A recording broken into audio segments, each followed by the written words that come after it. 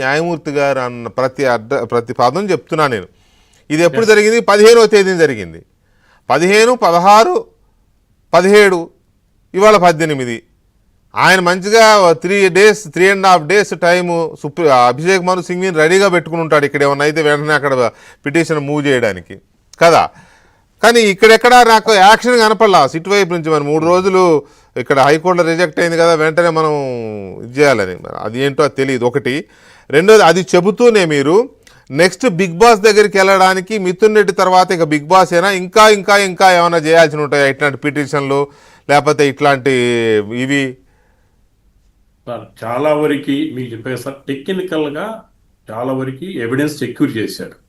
మీకు చెప్పిన అట్లా ఫోన్స్ కానీ, హార్డ్ డిస్కులు కానీ, తర్వాత మనీ ట్రాన్స్పోర్ట్ చేసిన వెహికల్స్ కానీ ఎవరికి అందిని, తర్వాత సెల్ కంపెనీ నుంచి 5 కోట్లు మిథున్ రెడ్డి సంబంధించిన వాళ్ళే కానీ, తర్వాత ఇంకోటి policy matter, change of policy మ్యాటర్లో role of the CM, role of the cabinet అన్ని కూడా చేయాల్సినటువంటి పరిస్థితి ఉంది. రేపటి నుంచే సరైన ఇన్వెస్టిగేషన్ బిగిన్ అయిందని అందుకే మీతో నేను చూడడం జరిగింది. తర్వాత అన్నిటికన్నా ఇష్యూ ఏంటంటే, ఇందాక మీరు చెప్పారు 15వ తారీఖు డిస్మిస్ అయింది బెయిల్ అనేది. సో 15 ఆర్డర్ తీసేసుకుని ఆయన 16, 17 కేసు మూవ్ చేసి ఉంటాడు. చేసిన తర్వాత మనం నోటీస్ ఇచ్చుంటారు కదా, మనకు అడ్వకేట్ కూడా ఉన్నాడు కదా. ఎమ్మటే మూవ్ చేసినప్పుడు మరి నెక్స్ట్ స్టెప్ తీసుకోవడానికి అవకాశం ఉంది కదా, అక్కడ ఎఫర్ట్ చేయాలి, చేయలేదు. రెండోది అన్నిటికన్నా కూడా వేసుకోవాలి కదా, వేసుకోవాలి. సో ఇంకోటి మనం నోటీస్ ఇస్తారు, వీళ్ళు కూడా ముందు కెవేట్ వేసుకోవాలి. అంటే ప్రైవేట్ అవసరం లేదు, గవర్నమెంట్ ఆఫీసర్ ఉంటాడు, గవర్నమెంట్ అడ్వకేట్ ఉంటాడు కనుక ఇస్తారు. ప్రైవేట్ పర్సన్ కేవేట్ అవసరం. ప్రైవేట్ పర్సన్ డిస్ప్యూట్ కదా, ఇది ఒక ఇన్స్టిట్యూషన్ చేస్తారు కనుక లో చూసుకున్నది. తర్వాత అన్నిటికంటే ఏంటంటే interrogation, once anticipatory bail dismiss అయింది, దాని యొక్క మూలం ఏంటంటే interrogation is need and necessary to determine the truth of that case. ఎక్కడ సరే అదే పర్పస్ మీద, ఆ స్కోప్ మీద ఏదైనా బెయిల్ డిస్మిస్ అయిన తర్వాత ఇంట్రాగేషన్ ఈజ్ నెసరీ. తర్వాత ఇవాళ వేసినటువంటి సుప్రీంకోర్టు బెయిల్స్ ను డిస్మిస్ చేస్తూ వాళ్ళు అడిగిన విధానం ఏంటంటే, ఇదే కోర్టు తోటి గేమింగ్ ఏదో ఒకటి ఎక్కడోసారి మైండ్ మూడు బాగాలేకపోతే ఏదో ఒక ఆర్డర్ కొడతామని చెప్పేసి. వన్స్ యాంటిసిపేటరీ బెయిల్ డిస్మిస్ అయిన తర్వాత వాళ్ళు మళ్ళీ మాకు టైం ఇవ్వండి అని అడగడం అనేది ఆశ్చర్యంగా ఉంది. అసలు సరెండర్ టైం కోర్టు ఇచ్చేది ఏంటండి? ఈ రోజు మీరు సరెండర్ అవు, నువ్వు ఎస్కేప్ అయ్యేప్పుడు చెప్పావా, నువ్వు అబ్స్కాండింగ్ అయినప్పుడు చెప్పావా కోర్టుకి నువ్వు అబ్స్కాండింగ్ అని చెప్తే ఓకే నాకు చెప్పావు, నీకు ఇదిగో సరెండర్ టైం ఇస్తున్నా పో అంటారు. అది లేదు, ఇది లేదు. కాబట్టి సరెండర్ అడగటం కూడా ఒక సీనియర్ కౌన్సిల్ అయ్యి ఉండి నాకు కూడా ఫస్ట్ టైం వింటున్నాం. మేము సరెండర్ టైం ఏంటంటే ఏంది, నథింగ్ బట్టి ఇంటర్మ్ బెయిల్ అంటే ఏదో ఒకటి అవకాశం అడుగుతారు అంతే. ఆ కోర్టు చాలా క్లియర్ గా చెప్పింది కదా ఆ విషయం. మీరు అడగొచ్చండి, కానీ సుప్రీంకోర్టులో సీనియర్ కౌన్సిల్స్ సింగిల్ లాంటి వాళ్ళు అడగడం అనేది కొంచెం వాళ్ళు they are very eminent person in supreme court. So అట్లా అడగటం అని అంటే దట్ మీన్స్ ఏంటంటే సరెండర్ కంటే మళ్ళీ బెయిల్ ఇచ్చినట్టే లెక్క. అప్పుడు ఏం జరిగింది, ఇప్పుడు ఛార్జ్ షీట్ ఫైల్ ఉన్నాడు సార్ మిత్రుడు చెప్పినట్టు ఛార్జ్ షీట్ ఫైల్ చేస్తారు.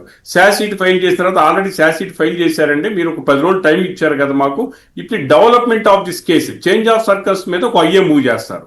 ఐఏ చేసి టేకింగ్ అడ్వాంటేజ్, లాయర్ అడ్వాంటేజ్ తీసుకునేది. అంత అవకాశం ఇవ్వాలా మనం? అంత అవకాశం ఇవ్వాలా? సో వాట్ నెక్స్ట్ అండి? ఒకవేళ మిథున్ రెడ్డిని సరే రేపా ఎల్లుండా వాళ్ళ ట్రేస్ చేసి అరెస్ట్ చేస్తారని అనుకుందాం. నెక్స్ట్ ఏంటి మిథున్ రెడ్డి తర్వాత ఇక బిగ్ బాస్ కేనా ఇంకా ఇంకా ఇంకేమైనా ఉంటాయా? అదే సార్, దీంట్లో ఫస్ట్ నుంచి కూడా ఆ బెయిల్లో మన చేసిన ఇన్వెస్టిగేషన్ చాలా మంది పొలిటికల్ సంబంధించినటువంటి ఇన్ఫ్లుయెన్స్ పర్సన్స్ ఉన్నారు కనుక, అట్లాగే విజయసాయి రెడ్డి గారితో బిగిన్ అయిందనగా మన విజయసాయి రెడ్డి గారు దాన్ని మొత్తం కూడా ఇంట్రాగేషన్ లో మొత్తం బయటకు వస్తున్న దాంట్లో అనుమానమే లేదు. ఇదంతా కూడా ఇన్నాట్లో కూడా ఈ రాష్ట్రంలో జరిగిన పొలిటికల్ గా వైఎస్ఆర్సీపీ పార్టీకి సంబంధించినటువంటి ఎలక్షన్ కానీ దానికి సంబంధించిన ఫండ్స్ కూడా ప్రొవైడ్ చేసింది కూడా ఈ అమౌంట్స్ నుంచి అని చెప్పేసి కూడా ఒక ఇష్యూ తెలుస్తూ ఉంది. ఈ మిథున్ రెడ్డి గారు కానీ వాళ్ళ నాన్నగారు కానీ దీనికి సంబంధించి మానిటరింగ్ చేశారు కనుక వైఎస్ఆర్సీపీ హెడ్ తోటే మొత్తం కూడా ఇదంతా మానిటరింగ్ చేసి దీని అంతా చేశారు కనుక, ఈ డబ్బులంతా దానికి ఇన్వెస్ట్ చేశారు కనుక డెఫినెట్ గా అక్కడే చుట్టుకుంటుందని మేమైతే భావిస్తున్నాం.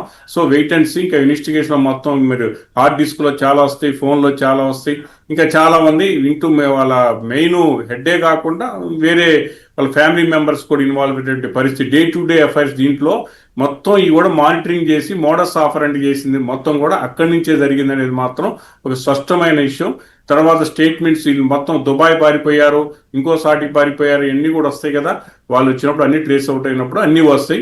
ఇంకా సిట్ అయితే ఇన్వెస్టిగేషన్ ఇప్పటి వరకు చాలా ఎక్సలెంట్ గా చేసినట్టే, ఇటు సీజ్ చేయటం కానీ ఇంకా రేపటి నుంచి కోర్టు పర్మిషన్ తీసుకున్నప్పుడు మనం అనుకున్నది కూడా తెలిసింది. రైట్. సాగర్ గారు, మిథున్ రెడ్డి అంటేనే